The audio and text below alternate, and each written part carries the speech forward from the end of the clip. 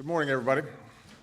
I want to take just a few minutes to update the American people on the attempted terrorist attack that occurred on Christmas Day and the steps we're taking to ensure the safety and security of the country. The investigation is ongoing, and I spoke again this morning with Attorney General Eric Holder, the Secretary of Homeland Security Janet Napolitano, and my counterterrorism and Homeland Security Advisor John Brennan. I asked them to continue monitoring the situation, to keep the American people and members of Congress informed. Here's what we know so far. On Christmas Day, Northwest Airlines Flight 253 was en route from Amsterdam, Netherlands to Detroit. As the plane made its final approach to Detroit Metropolitan Airport, a passenger allegedly tried to ignite an explosive device on his body, setting off a fire.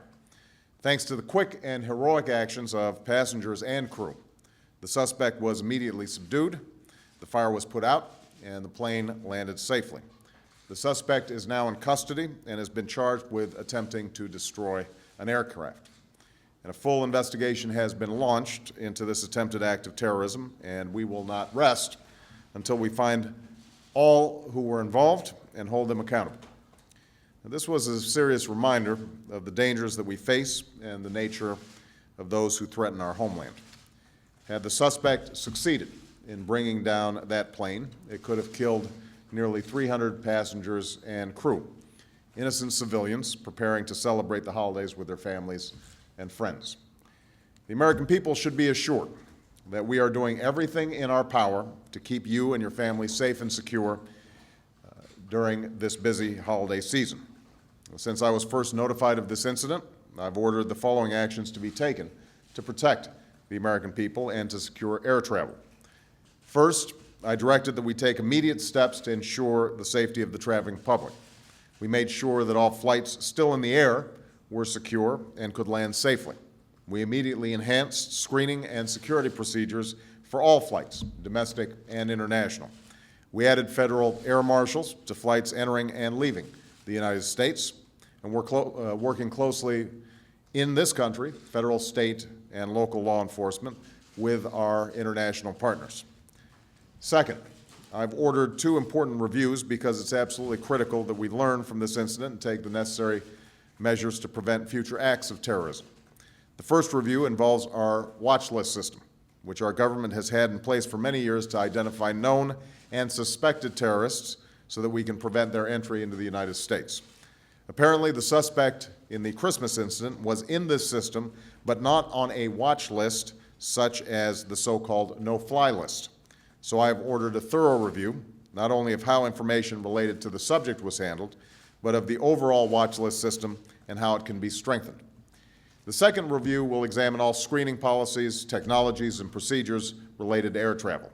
We need to determine just how the suspect was able to bring dangerous explosives aboard an aircraft and what additional steps we can take to thwart future attacks. Third, I've directed my national security team to keep up the pressure on those who would attack our country. We do not yet have all the answers about this latest attempt, but those who would slaughter innocent men, women, and children must know that the United States will do more than simply strengthen our defenses. We will continue to use every element of our national power to disrupt, to dismantle, and defeat the violent extremists who threaten us, whether they are from Afghanistan or Pakistan, Yemen or Somalia, or anywhere where they are plotting attacks against the U.S. homeland. Finally, the American people should remain vigilant, but also be confident. Those plotting against us seek not only to undermine our security, but also the open society and the values that we cherish as Americans. This incident, like several that have preceded it, demonstrates that an alert and courageous citizenry are far more resilient than an isolated extremist. As a nation, we will do everything in our power to protect our country. As Americans, we will never give in to fear or division. We will be guided by our hopes, our unity, and our deeply held values. That's who we are as Americans. That's what our brave men and women in uniform are standing up for as they spend the holidays in harm's way. And we will continue to do everything that we can to keep America safe in the new year and beyond.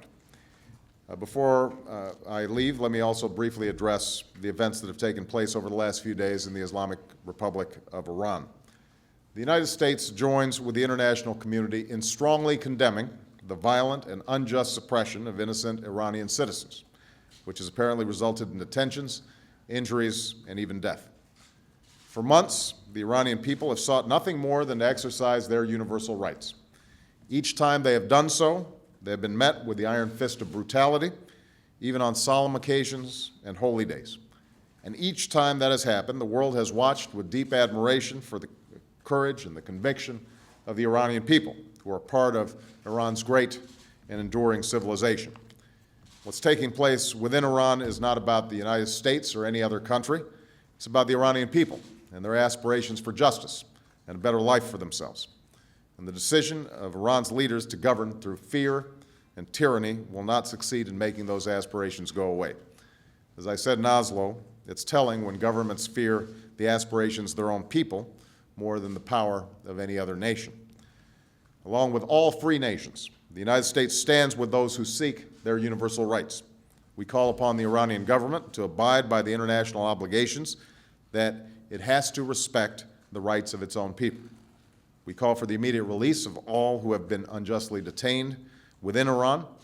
We will continue to bear witness to the extraordinary events that are taking place there, and I'm confident that history will be on the side of those who seek justice. Thank you very much, everybody, and Happy New Year.